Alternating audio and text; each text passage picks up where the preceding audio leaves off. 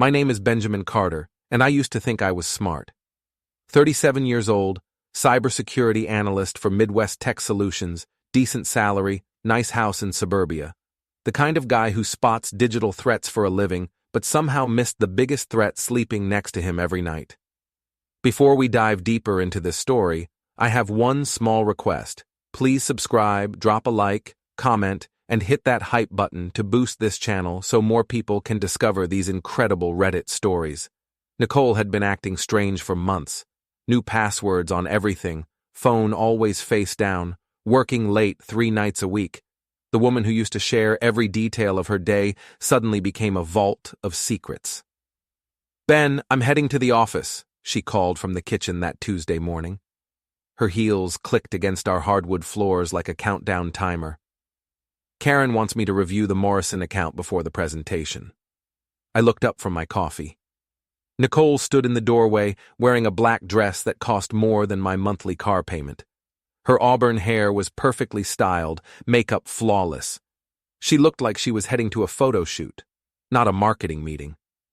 On a Tuesday night? Since when does Karen schedule evening reviews? Since we landed the Morrison contract? Nicole's smile was practiced, professional. The same smile she used on difficult clients. "This could mean a promotion, Ben. Senior marketing director. We're talking 6-figure salary." "That's great, honey. Really." But something in her eyes flickered when I said it. A micro-expression I'd learned to recognize from years of analyzing security footage. Nicole was lying. She kissed my forehead, a quick, distracted peck, and grabbed her purse. "Don't wait up. This could run late."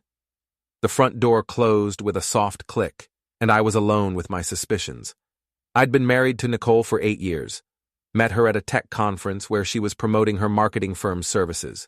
She was brilliant, ambitious, and had this way of making you feel like the most important person in the room. Back then, I thought I was lucky to catch her attention. Now I wondered what she'd been catching while I wasn't looking. My phone buzzed.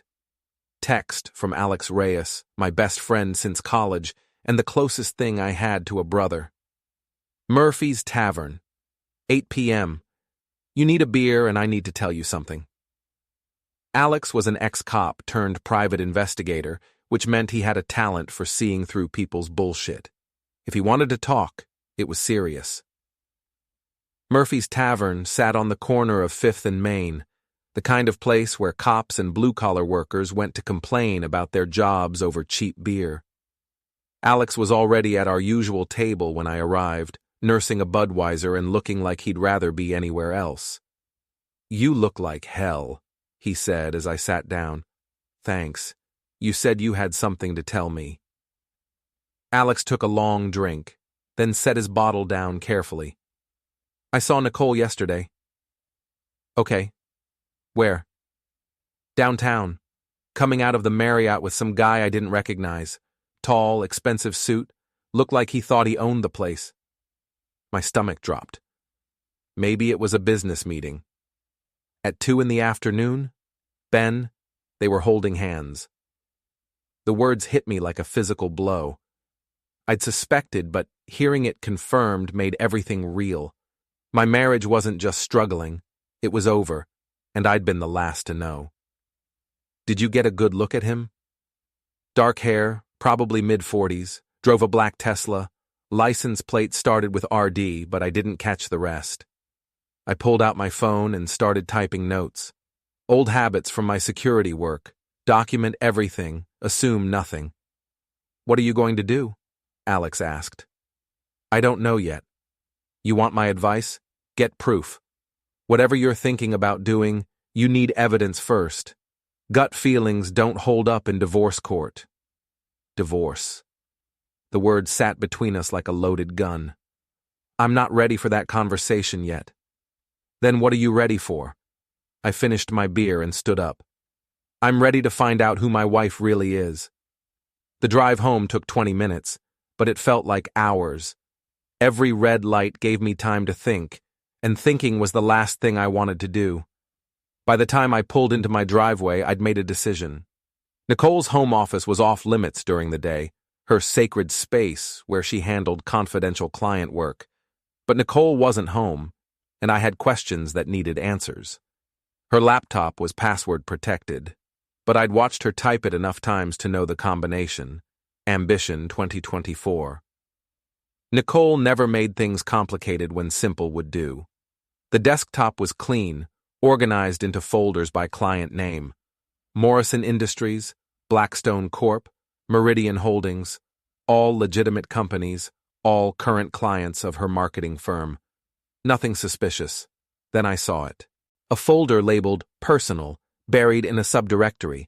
Inside were dozens of files with names like RD Meeting Notes and Chronos Timeline and BC Background Check. BC, Benjamin Carter. My wife had run a background check on me. I opened the file and felt the world tilt sideways. Credit reports, employment history, even my college transcripts. Everything about my life reduced to data points in a spreadsheet. At the bottom was a summary section. Subject shows no signs of suspicious activity. Cybersecurity position provides access to multiple corporate networks but shows no history of unauthorized access. Recommend proceeding with Phase 2. Phase 2 of what? I heard a car door slam in the driveway. Nicole was home. I closed the laptop and made it to the living room just as she walked through the front door. Her perfect makeup was smudged, her hair slightly mussed. She looked like a woman who'd been doing more than reviewing marketing presentations. "How was the meeting?" I asked. "Productive." She dropped her purse on the kitchen counter and kicked off her heels. "Karen thinks we'll have the Morrison account locked up by Friday." "That's great. Who else was there?" Nicole paused, and I caught that flicker again. "Just the usual team. Karen, myself, a few consultants." "Anyone I know?" "I doubt it. They're from outside the company." She walked past me toward the stairs. "I'm exhausted. I'm going to take a shower." I waited until I heard the bathroom door close, then grabbed her purse. Inside, beneath her wallet and makeup, was a hotel key card, the Marriott downtown, room 412. My hands were shaking as I put everything back. 8 years of marriage, and I was searching my wife's purse like a private detective, but the alternative was living in ignorance, and I'd done enough of that already. The shower was still running when I heard Nicole's phone buzz on the kitchen counter. She'd left it behind, something she never did. The screen showed a text from someone named R. "Tonight was incredible. Can't wait for tomorrow's presentation.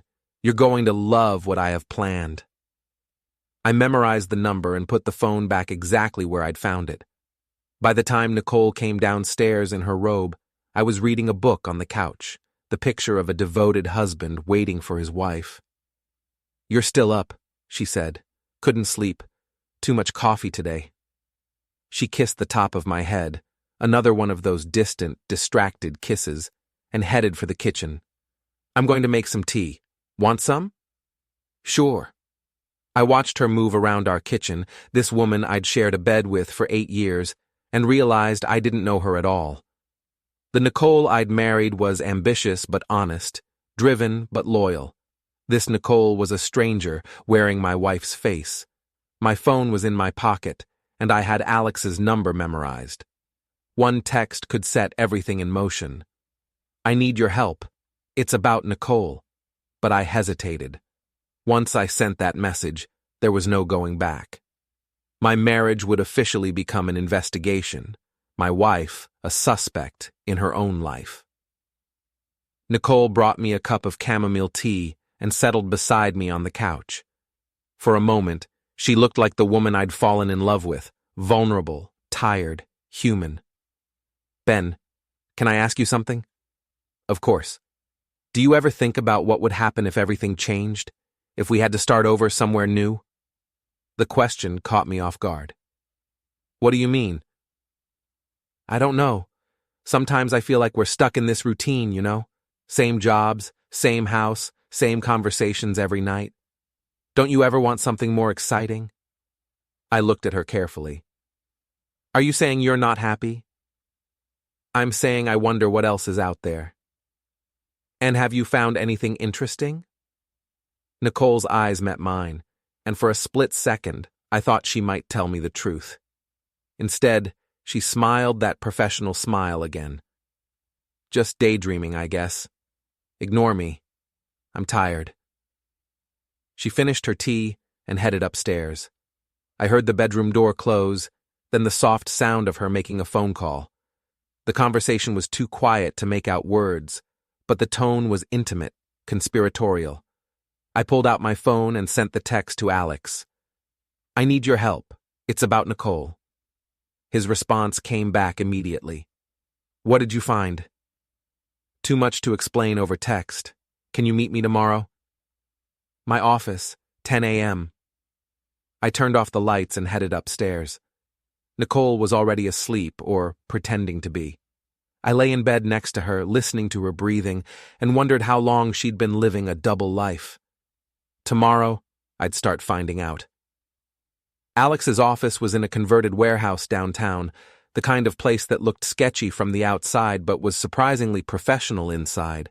He'd built a decent business investigating insurance fraud and cheating spouses, skills that apparently translated well from police work. Tell me everything, he said as I settled into the chair across from his desk. I laid out what I'd found: the hotel keycard, the mysterious text from R, the background check file, Nicole's strange questions about starting over. Alex took notes in a small notebook, his cop instincts still sharp after 3 years in private practice. The background check is interesting, he said. That suggests planning, not just an affair. Someone wanted detailed information about you for a specific reason. Any idea what that reason might be? Could be financial. You work in cybersecurity, which means you have access to sensitive systems. Could be personal. Maybe they wanted to know if you'd be a problem if they got caught. Could be both. Alex leaned back in his chair. I can run surveillance on Nicole, get photos, confirm the affair. But that's just the beginning. If she's involved in something bigger, we need to be smart about how we approach it. What do you recommend? We need to identify R first. I'll start with the license plate information and see if I can get a full name. Then we'll figure out what kind of business relationship he has with Nicole. And if it's not just business, then we document everything and you decide how far you want to take this. I spent the rest of the day at work, trying to focus on network security reports while my mind raced through possibilities. Nicole was having an affair, that much seemed certain.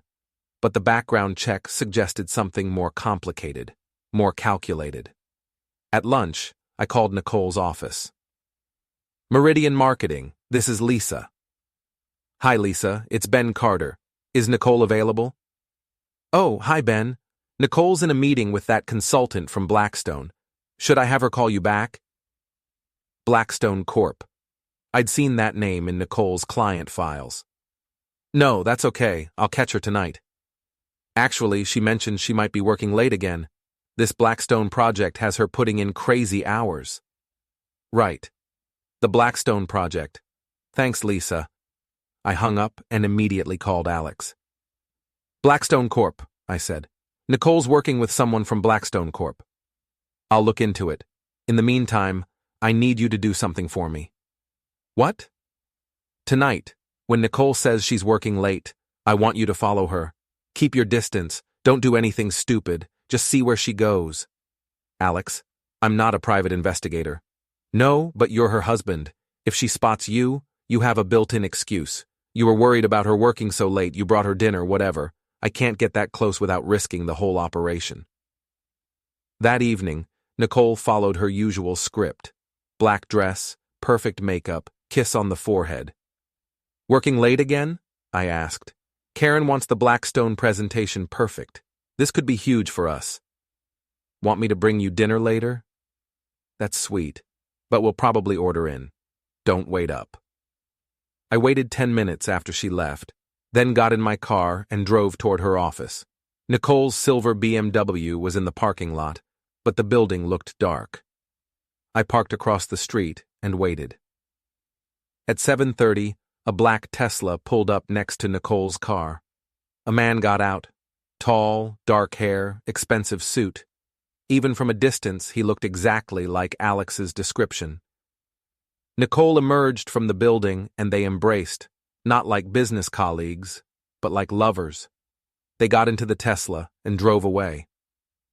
I followed at a safe distance, my hands gripping the steering wheel so tight my knuckles went white. They didn't go to the Marriott. Instead, the Tesla turned into the parking lot of Chez Laurent, the most expensive restaurant in the city. The kind of place Nicole and I went for anniversaries, not business dinners. I parked where I could see the entrance and called Alex. "They're at Chez Laurent," I said. "Definitely not a business meeting." "Can you see them inside?" "I can see their table through the window. They're very close." Even from the parking lot, the body language was unmistakable. Nicole was leaning across the table, her hand on his arm. He was stroking her fingers with his thumb. They looked like newlyweds, not co-conspirators. "Get photos if you can," Alex said, "but don't get caught."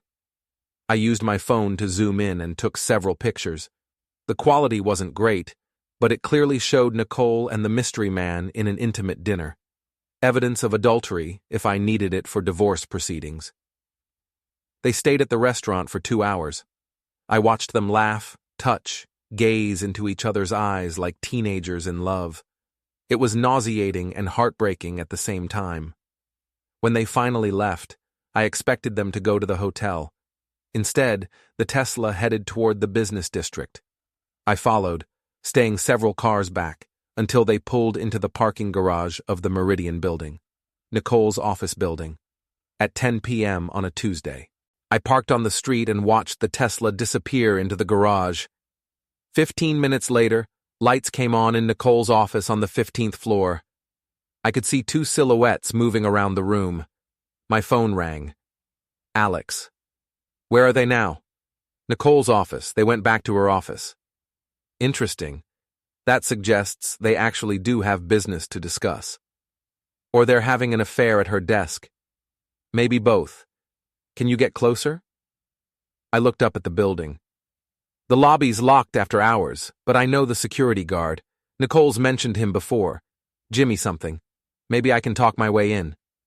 "Be careful. If they see you, the whole thing's blown." I crossed the street and approached the lobby. Through the glass doors, I could see Jimmy sitting at the security desk, reading a magazine. I knocked on the glass. Jimmy looked up, squinted at me, then walked over to the door. "We're closed," he said through the glass. "I'm Ben Carter, Nicole Carter's husband. She's working late and forgot her medication. She asked me to bring it up." Jimmy hesitated, then unlocked the door. "She's on 15, right?" "That's right. Thanks, Jimmy." The elevator ride to the 15th floor felt like the longest minute of my life. What was I going to find up there? What was I going to do when I found it? The hallway was dark except for the light coming from Nicole's office. I could hear voices, Nicole's laugh, a man's deeper voice responding. I crept closer, staying in the shadows. Nicole's office had glass walls facing the hallway, but the blinds were partially closed. Through the gaps, I could see Nicole sitting on her desk while the man, R, stood between her legs, his hands on her waist. But they were talking, not kissing, and spread across Nicole's desk were documents, charts, what looked like financial reports. I pulled out my phone and started recording video. The audio wasn't clear, but I could make out fragments. Morrison account gives us access to their entire client database. Blackstone's willing to pay triple for that information. Ben doesn't suspect anything. His security clearance could be useful. This wasn't just an affair. Nicole was selling client information to competitors, and she was planning to use my security access to do it. I recorded for 5 more minutes, capturing enough evidence to destroy both their careers. Then I heard footsteps in the hallway behind me. "Hey, what are you doing up here?"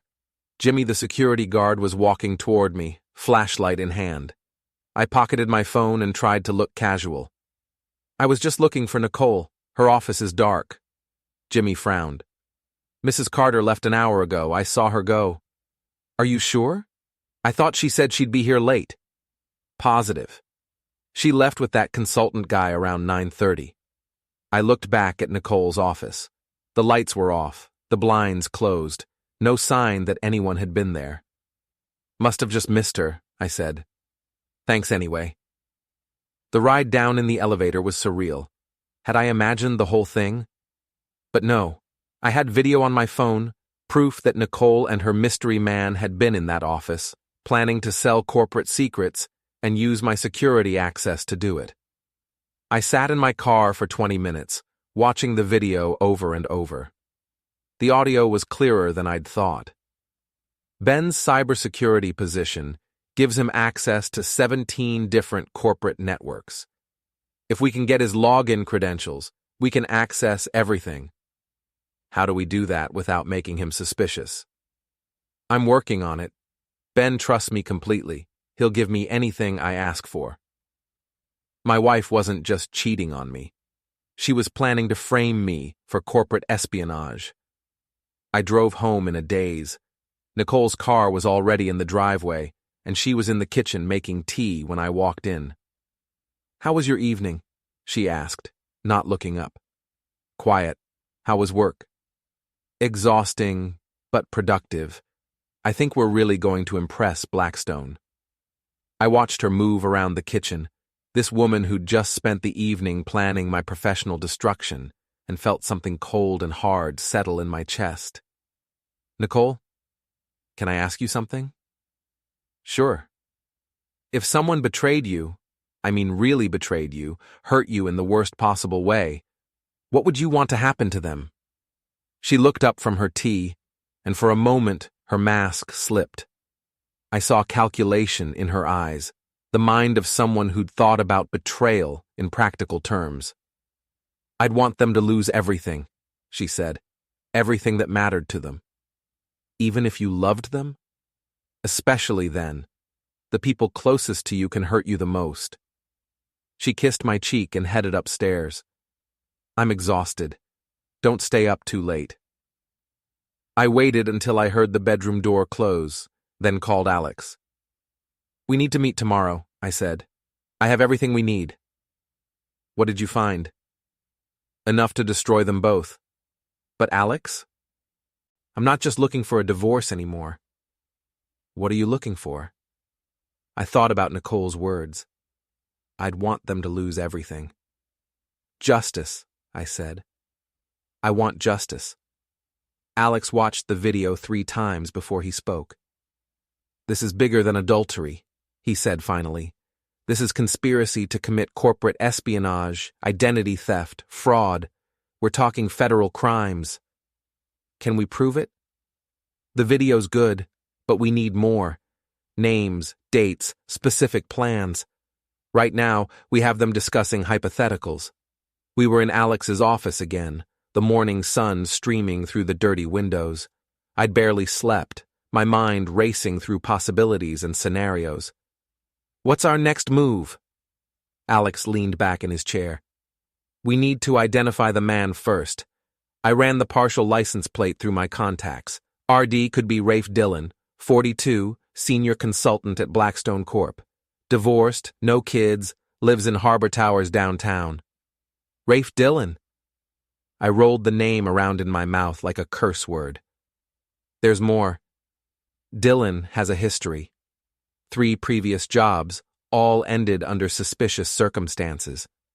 Nothing proven, but there were always rumors about missing client data, leaked proposals. Guy's a professional corporate spy. And now he's recruited my wife. Looks that way. The question is, what do you want to do about it?" I'd been thinking about that all night. The old Ben would have confronted Nicole directly, demanded explanations, tried to save the marriage. But the old Ben hadn't known his wife was planning to destroy his career and possibly send him to prison. I want to beat them at their own game. Meaning? They think I'm clueless. They think I trust Nicole completely. Let's use that against them. Alex grinned. It was the same expression he'd worn when we were kids plotting elaborate pranks on our neighbors. "I like where this is going. What did you have in mind?" Nicole wants my login credentials. Fine, I'll give them to her. But not the real ones. Fake credentials? Better. I'll create a honeypot. A fake network that looks real but actually tracks everything they do. When they try to access corporate data, we'll have them on video, with timestamps, IP addresses, everything. That's actually brilliant. I learned from the best. You always said the key to catching criminals was letting them think they were getting away with it. Alex pulled out his notebook. Okay, let's plan this out. How long do you need to set up the honeypot? A few days. Maybe a week if I want it to look convincing. And in the meantime? In the meantime, I play the devoted husband. I act like nothing's changed. I give Nicole every opportunity to hang herself. That evening, I put the plan into motion. Nicole was in her office when I got home, typing furiously on her laptop. I knocked on the door frame. Hey, busy day? She looked up and I caught a flash of guilt before she smiled. Just catching up on some client work. How was your day? Interesting, actually. We had a security breach at Morrison Industries. Nothing major, but it got me thinking about how vulnerable these corporate networks really are. Nicole's fingers stopped moving on the keyboard. What kind of breach? Someone tried to access their client database from an external IP. Probably just a script kiddie, but it made me realize how much damage someone could do if they really knew what they were doing. That's scary. The scary part is how easy it would be for someone with legitimate access. If someone had my login credentials, for instance, they could access dozens of corporate networks without triggering any alarms. I watched Nicole's face carefully. She was trying to look concerned, but I could see the wheels turning behind her eyes. Is that something you worry about? She asked. Not really. I mean, who would I give my credentials to? The only person I trust completely is you, and you're not exactly planning to become a corporate spy. Nicole laughed, but it sounded forced. No, I think I'll stick to marketing. Good thing, because if someone did steal my credentials and use them, I'd be the one who went to prison. The company would assume I was either incompetent or complicit. I kissed the top of her head and headed for the kitchen. Want some wine? I'm opening a bottle. That sounds nice? Over dinner, I continued to plant seeds. I mentioned specific clients, network vulnerabilities, security protocols. I made it sound like accessing corporate data would be simple if someone had the right information. Nicole asked casual questions, the kind a concerned wife might ask about her husband's work. But I recognized the technique. She was gathering intelligence, building a profile of opportunities and risks. After dinner, she excused herself to make a phone call. I pretended to watch TV while listening to her end of the conversation. He's definitely interested. No, he doesn't suspect anything. Tomorrow night, maybe Friday, I think we can move to the next phase. The next morning, Alex called with an update. I've been watching Dylan's apartment. Guy lives like a king. Expensive furniture, art on the walls, drives a car that costs more than most people's houses. Either Blackstone pays their consultants very well, or he's got income from other sources. Other sources meaning corporate espionage? That'd be my guess. I also did some digging on his previous jobs. Pattern's always the same. He gets hired as a consultant, gains access to sensitive information, then leaves just before a major data breach. Companies lose millions in stolen client data, but it can never be traced back to him. And now he's targeting Nicole's clients. With Nicole's help. Ben, I have to ask, are you sure you want to go through with this? Once we spring the trap, there's no going back. Nicole will go to prison. I thought about my wife, sitting in her office, planning my destruction with her lover. I thought about 8 years of marriage, of trust, of believing I knew the person sleeping next to me. She made her choice, I said. Now she gets to live with the consequences. That evening, Nicole made her move. Ben, can I ask you a favor? We were in bed, Nicole curled up next to me in the dark. Her voice was soft, vulnerable, the tone she used when she wanted something important. Of course. You know how I've been working with this Blackstone consultant? Rafe? My pulse quickened, but I kept my voice steady. The one you mentioned? He's helping us develop a new security protocol for our client data, but he needs to understand how corporate networks actually work, what the vulnerabilities are. Okay. Would you be willing to meet with him? Just informally? Maybe answer some questions about cybersecurity best practices? I pretended to consider it. I suppose that would be okay. When were you thinking? Tomorrow night? We could meet at my office after hours, keep it casual. Sure, I'd be happy to help. Nicole kissed my neck. Thank you. This could really help my career. Anything for you, honey. The next day, I spent 8 hours setting up the most sophisticated honeypot of my career. A fake corporate network that looked exactly like the real thing, complete with client databases, financial records, and security protocols. But every access attempt would be logged, recorded, and traced back to its source. I also installed hidden cameras in Nicole's office building, a few phone calls to friends in the security industry, and I had access to the building's surveillance system. Whatever happened tomorrow night would be captured in high-definition video. At 6 p.m., I met Nicole at her office. Rafe Dillon was already there, looking exactly like the man I'd seen in the restaurant and in my surveillance video. Tall, confident, wearing a suit that probably cost more than my monthly salary. Ben, this is Rafe Dillon from Blackstone. Rafe, my husband Ben. We shook hands. His grip was firm, his smile practiced. Everything about him screamed successful businessman, but I could see the predator underneath. Nicole's told me so much about you, he said. I understand you're quite the cybersecurity expert. I do my best. Rafe's working on a revolutionary new approach to data protection, Nicole said, but he needs to understand current vulnerabilities before he can develop solutions. For the next hour, I played my role perfectly. I explained network architectures, discussed common security flaws, even drew diagrams on Nicole's whiteboard. All the while, I watched Rafe take careful notes and Nicole hang on every word. This is fascinating, Rafe said, but I'm curious, how would someone actually exploit these vulnerabilities? Hypothetically speaking. Well, the easiest way would be to get legitimate credentials. If someone had a valid username and password, they could access most systems without triggering any alarms.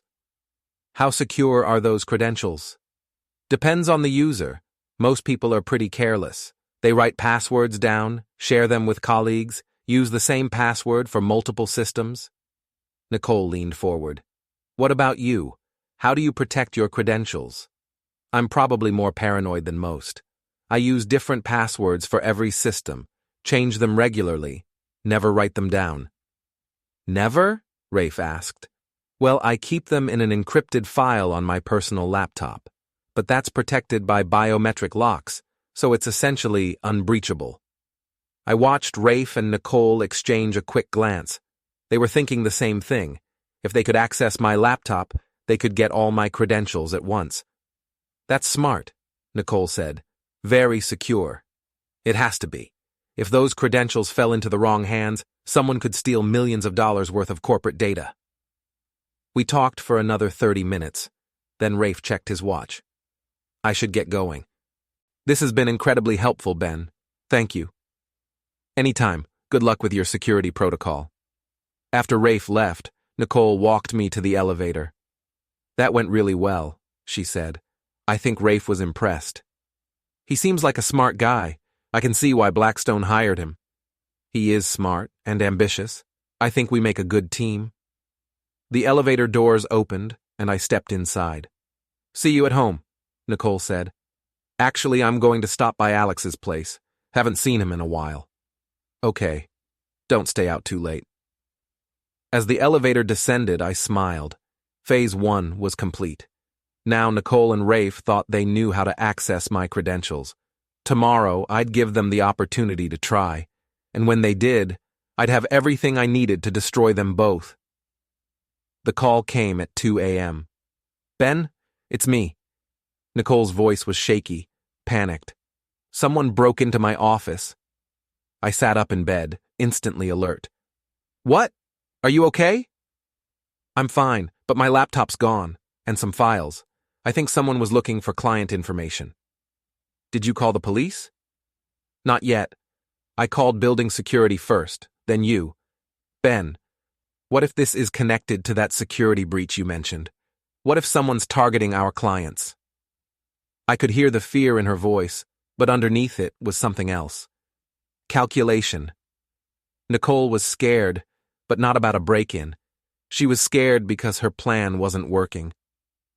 I'll be right there. I drove to Nicole's office building, where 2 police cars were parked outside.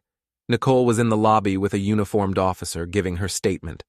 She looked genuinely shaken, which was impressive considering she'd probably staged the whole thing.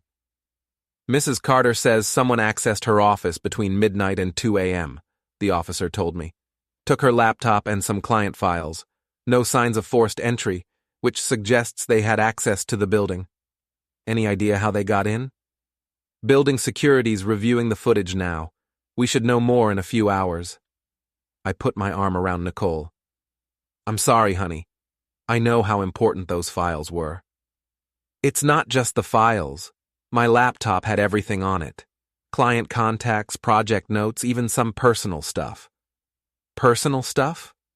Nicole looked at me with what appeared to be genuine vulnerability. Photos of us.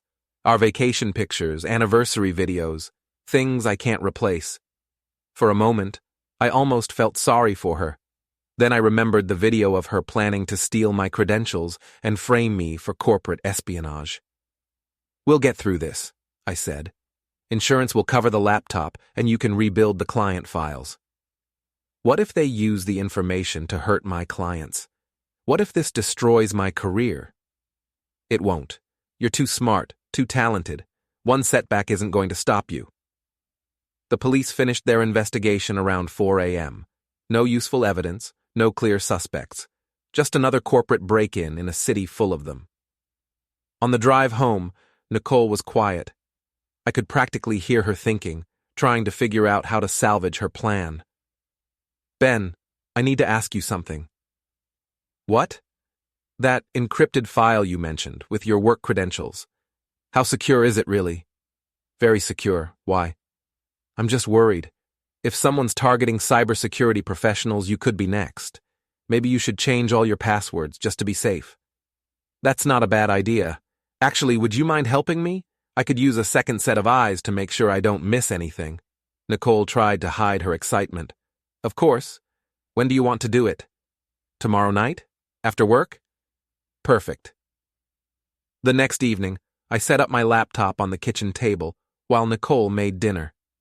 She kept glancing over at my screen, trying to look casual. Okay, I said.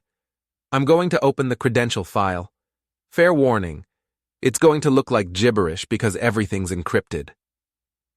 I opened a file that looked exactly like an encrypted password database.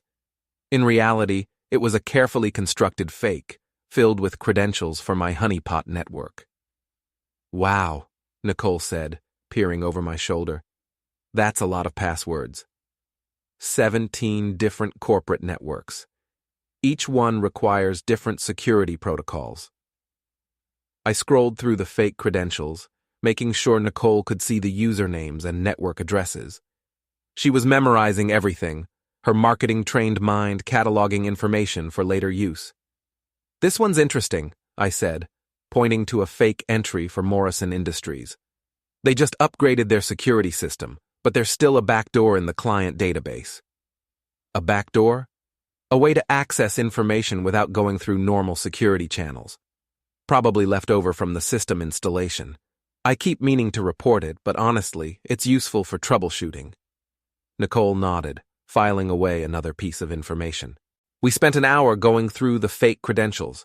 I explained each network, described the type of data they contained, even mentioned specific vulnerabilities that could be exploited. By the end of the evening, Nicole had enough information to attempt a major corporate data theft, except everything she'd learned was fake. Thanks for helping with this, I said, closing the laptop. I feel much more secure now. Anytime. That's what wives are for, right? That night, Nicole made a phone call from the bathroom. The conversation was brief, but I caught enough to confirm my suspicions. I have everything we need. Tomorrow night. No, he doesn't suspect anything. The next day, Alex called with an update. Dylan's been busy. My contact at the phone company says he's made 17 calls to offshore accounts in the last week. Guy's definitely planning something big. How big?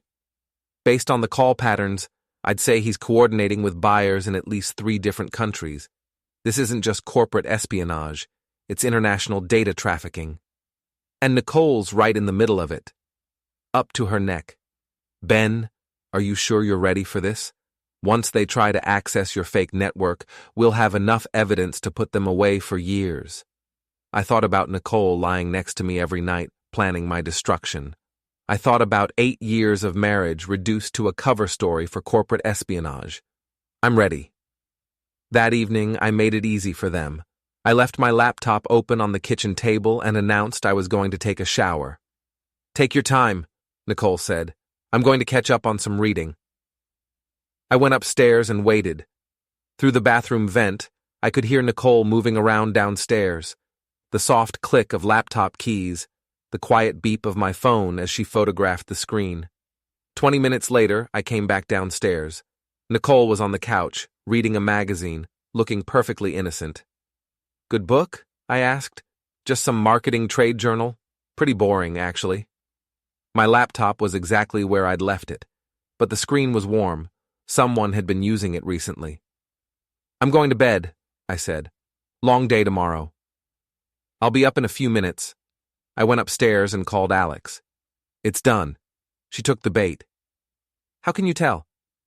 Browser history shows someone accessed the credential file 23 minutes ago, and my phone has 17 new photos, all of my fake password database. So now what? Now we wait. If I know Rafe Dillon, he'll want to test the credentials as soon as possible. Probably tonight. I was right. At 11:47 p.m., my honeypot network registered its first intrusion attempt. Someone was trying to access Morrison Industries' client database using credentials stolen from my laptop. I watched the attempt in real time from my bedroom computer. The intruder was careful, methodical, exactly what I'd expect from a professional data thief. They navigated through the fake network, accessing client files, financial records, strategic plans. Everything they downloaded was worthless, sophisticated fakes I'd created to look authentic. But their attempts were real, and every click was being recorded. At 12:15 a.m., the intrusion ended. They'd stolen over 2 gigabytes of fake corporate data, enough evidence to put them in federal prison for decades. My phone buzzed. Text from an unknown number. We need to meet. Tomorrow, 8 p.m., Harbor Towers parking garage. Come alone. Rafe Dillon wanted to talk. I texted back, I'll be there.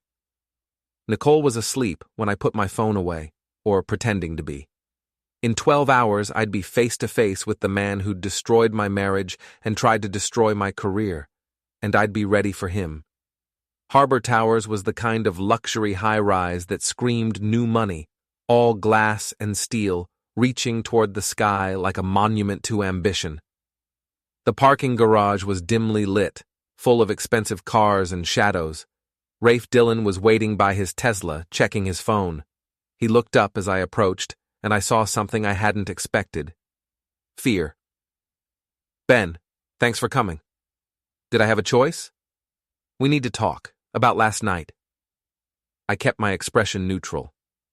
What about last night?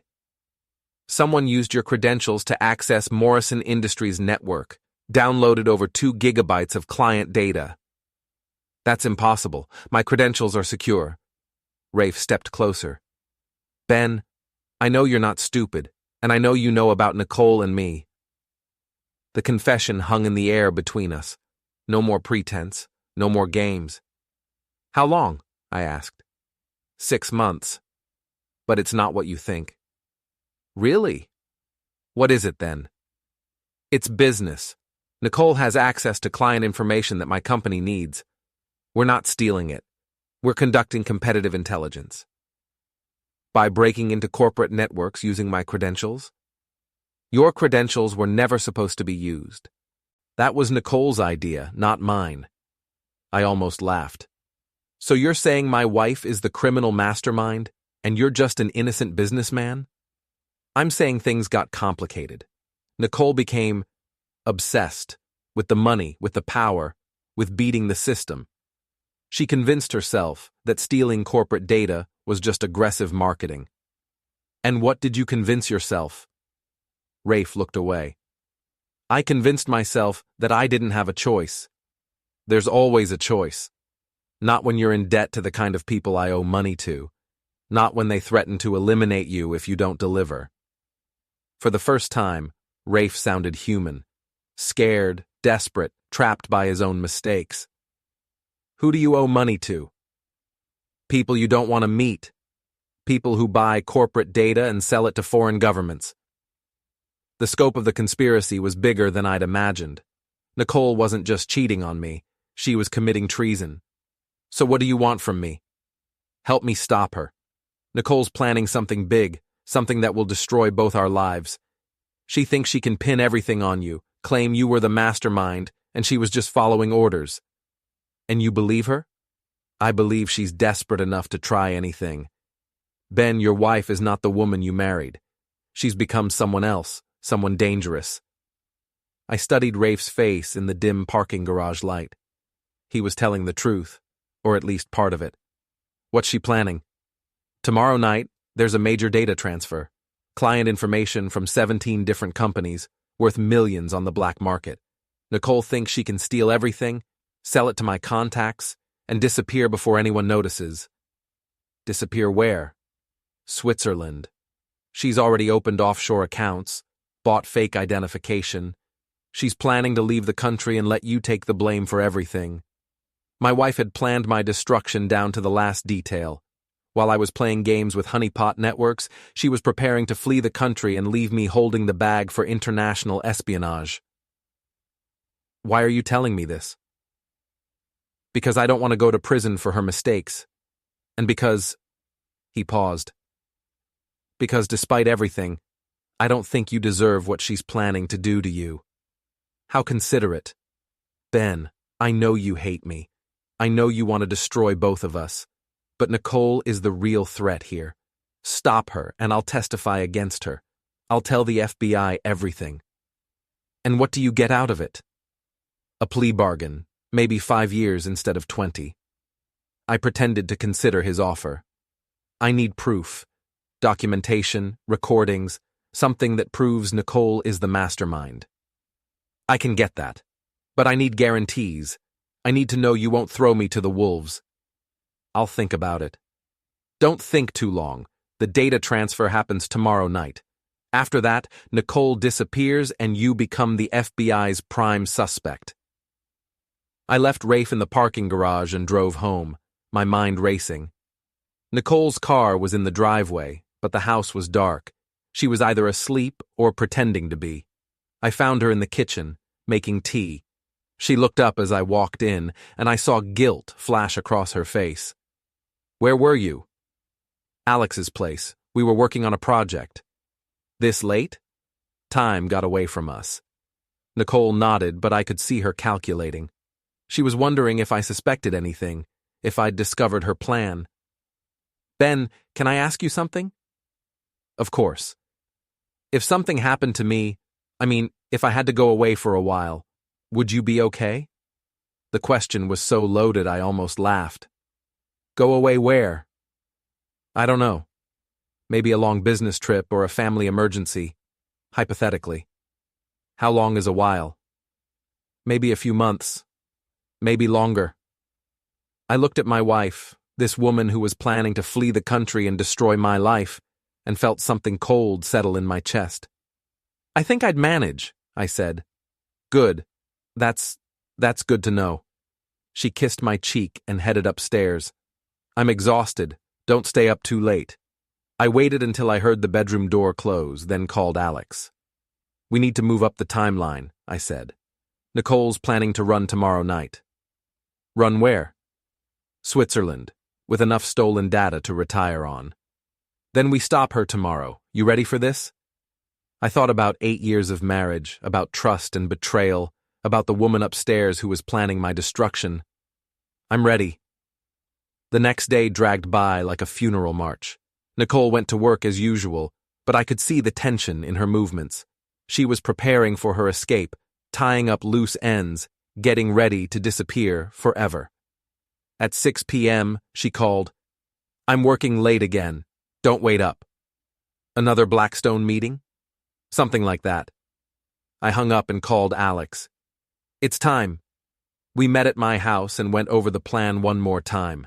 Alex had contacted his friends at the FBI, agents who specialized in corporate espionage and international data trafficking. They were standing by, waiting for my signal. At 8 p.m., I drove to Nicole's office building.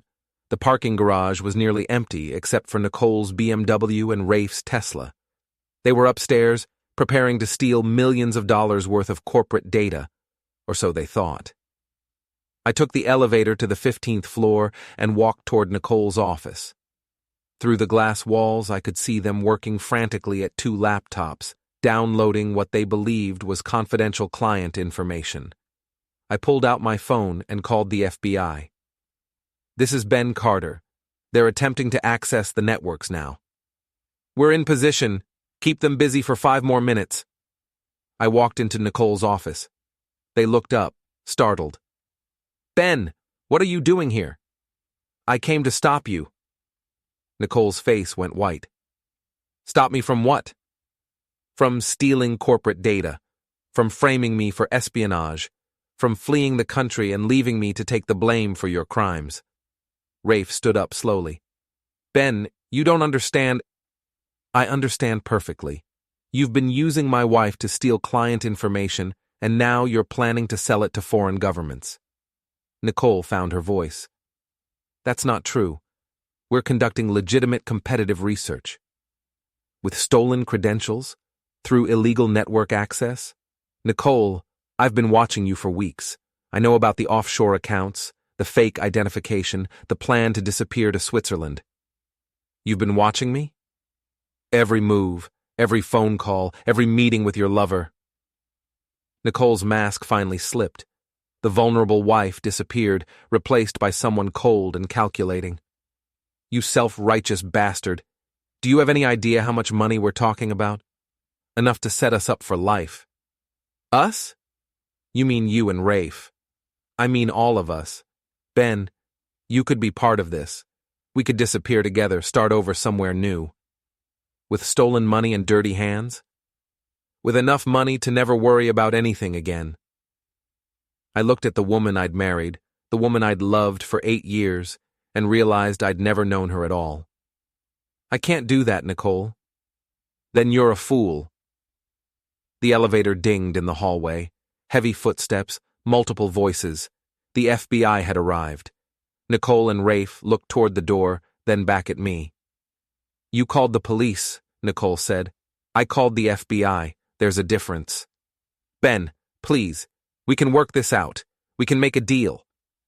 "The only deal you're going to make is with federal prosecutors." The FBI agents entered the office, weapons drawn but lowered. Professional, efficient, overwhelming. "Nicole Carter and Rafe Dillon, you're under arrest for conspiracy to commit corporate espionage, identity theft, and violation of the Computer Fraud and Abuse Act." As the agents read them their rights, Nicole looked at me one last time. "I loved you," she said. "No," I replied. "You used me. There's a difference." They led Nicole and Rafe away in handcuffs. I watched from the office window as they were loaded into separate FBI vehicles, their lives of luxury and ambition reduced to the back seat of a government sedan. Alex appeared at my elbow. "How do you feel?" "Empty, relieved, angry, sad." "That's normal." "Is it?"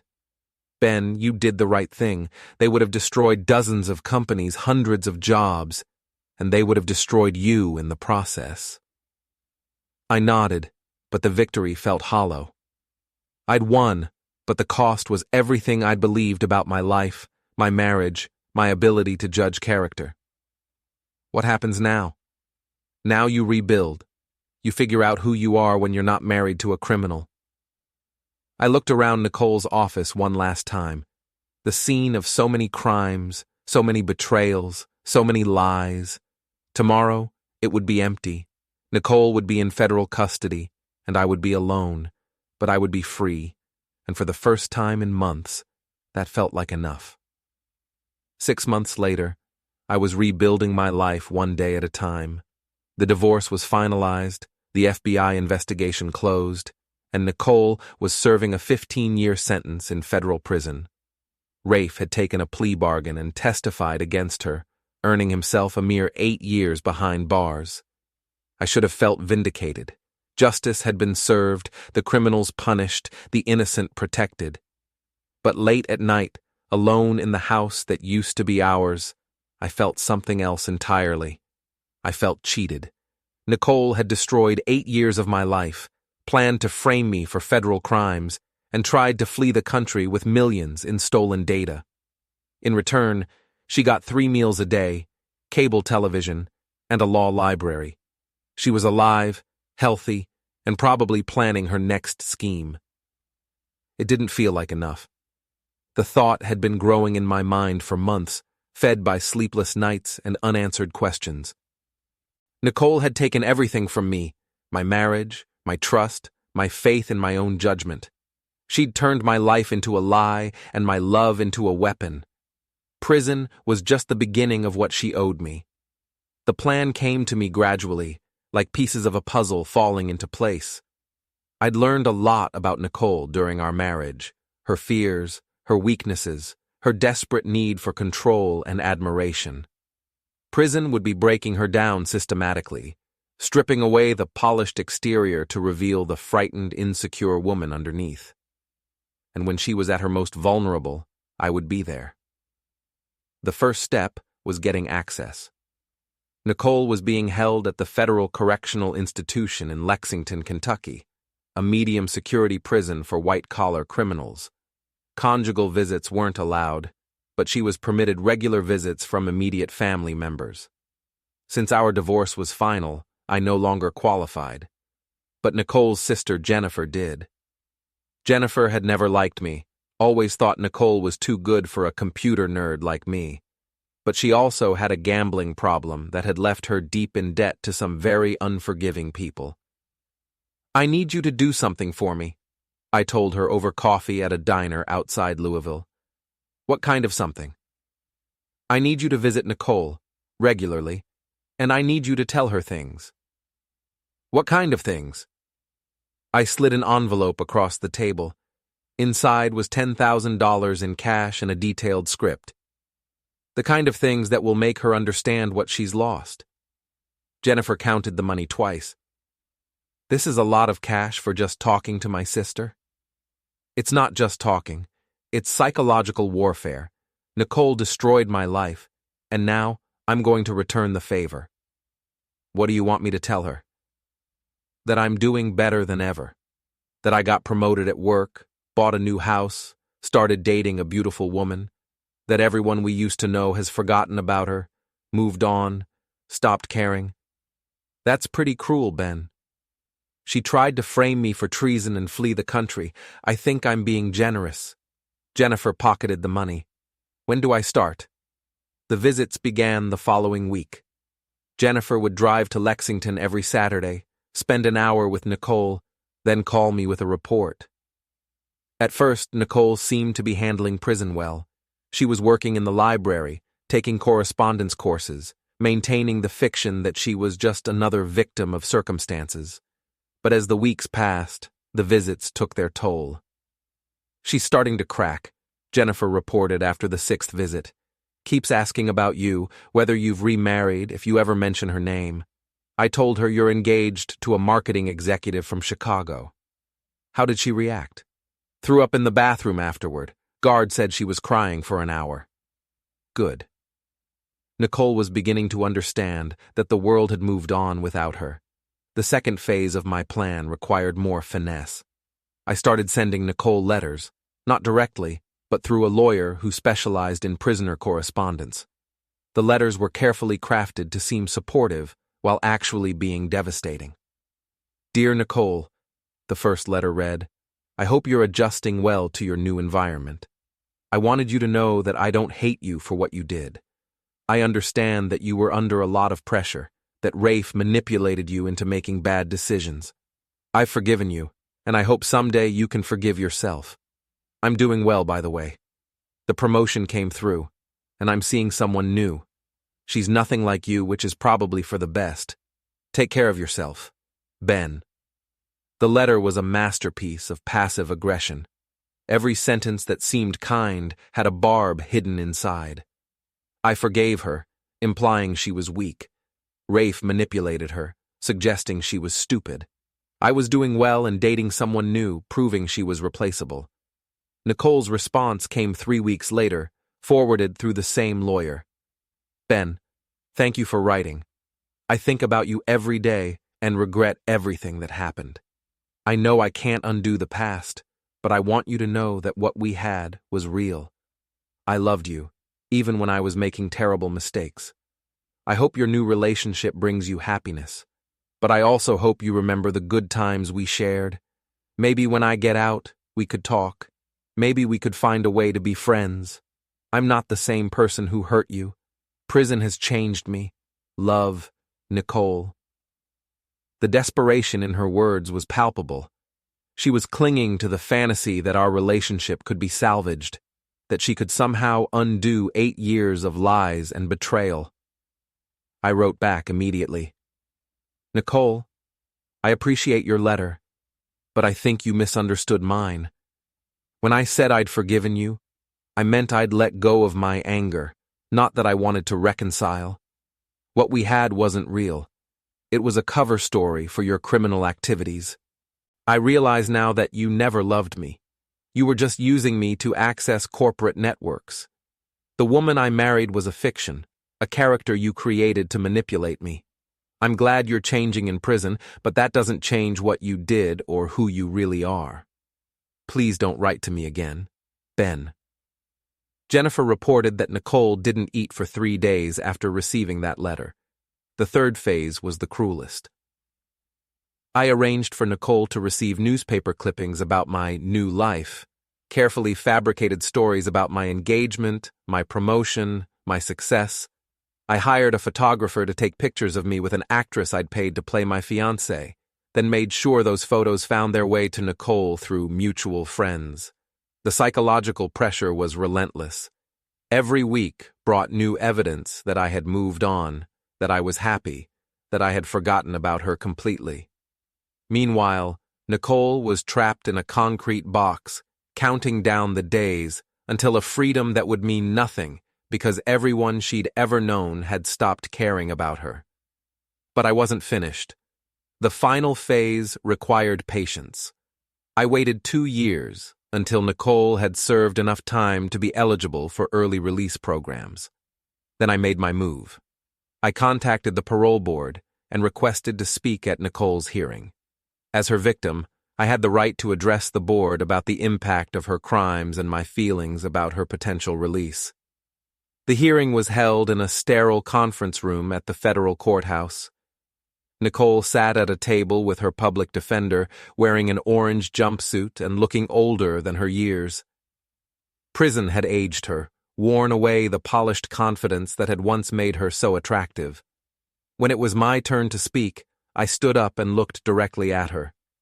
Your Honor, members of the board, my name is Benjamin Carter, and I'm here to speak about the impact Nicole Carter's crimes have had on my life. Nicole's eyes met mine for the first time in 2 years. I saw hope there, desperate and fragile. Nicole didn't just steal corporate data or commit espionage. She stole 8 years of my life. She turned my marriage into a lie, my love into a weapon, my trust into a tool for manipulation. She planned to destroy my career, send me to prison, and flee the country while I took the blame for her crimes. I paused, letting the words sink in. But the worst part wasn't the betrayal itself. It was the realization that the woman I loved never existed. Nicole created a fictional character, a loving wife, a supportive partner, a woman with integrity and values. She played that role for 8 years, and she was so convincing that I never suspected the truth. Nicole was crying now, tears streaming down her face. I've spent the last 2 years rebuilding my life, learning to trust again, trying to figure out who I am when I'm not married to a criminal. It's been the hardest thing I've ever done. But I've succeeded. I have a new career, new friends, a new relationship with someone who actually loves me instead of using me. I leaned forward, my voice dropping to barely above a whisper. Nicole, if you're released early, you'll have to live with the consequences of your choices every day for the rest of your life. You'll have to find work as a convicted felon. You'll have to explain to every potential employer, every potential partner, every new friend why you spent years in federal prison. You'll have to live with the knowledge that you destroyed the best thing in your life for money you never got to spend. I straightened up, my voice returning to normal volume. That seems like punishment enough. I don't oppose her early release. In fact, I encourage it. I want Nicole to be free because I want her to see what freedom looks like when you've lost everything that made it worthwhile. The parole board deliberated for 30 minutes before announcing their decision. Nicole would be released in 6 months, with 3 years of supervised probation. As the hearing ended, Nicole's lawyer approached me. That was unexpected. Most victims oppose early release. I'm not most victims. Nicole would like to speak with you, if you're willing. I looked across the room at Nicole, who was staring at me with a mixture of hope and terror. 5 minutes, I said. We sat across from each other at the same table where she'd just learned about her early release. Up close, the damage was even more apparent. Prison had broken something fundamental in Nicole, some core confidence that had once made her formidable. Ben, don't. Please, just let me. Nicole, do you know why I didn't oppose your early release? She shook her head. Because keeping you in prison would be mercy. Out there, you'll have to face what you've become. You'll have to live in a world where everyone knows what you did, where every door is closed, where every opportunity is denied because of your choices. I can change. I have changed. Have you? Or have you just learned to hide your true nature better? Nicole's face crumpled. I loved you. I know you don't believe me. But I did love you. No, Nicole. You loved what I could do for you. You loved my security clearance, my network access, my trusting nature. You never loved me, because you never knew me. You were too busy planning my destruction to bother learning who I actually was. I stood up to leave. Ben, wait. What happens now? What happens when I get out? I looked down at her one last time. This woman who had once been the center of my universe, now reduced to a broken shell in an orange jumpsuit. Now you get to find out what it feels like to lose everything that matters. Now you get to live with the consequences of your choices. Now you get to discover what I learned 2 years ago. That sometimes the person you love most is the person who hurts you worst. I walked toward the door, then stopped. Oh, and Nicole? Don't try to contact me when you get out. Don't call, don't write, don't show up at my house. I've moved on, and you're not part of my life anymore.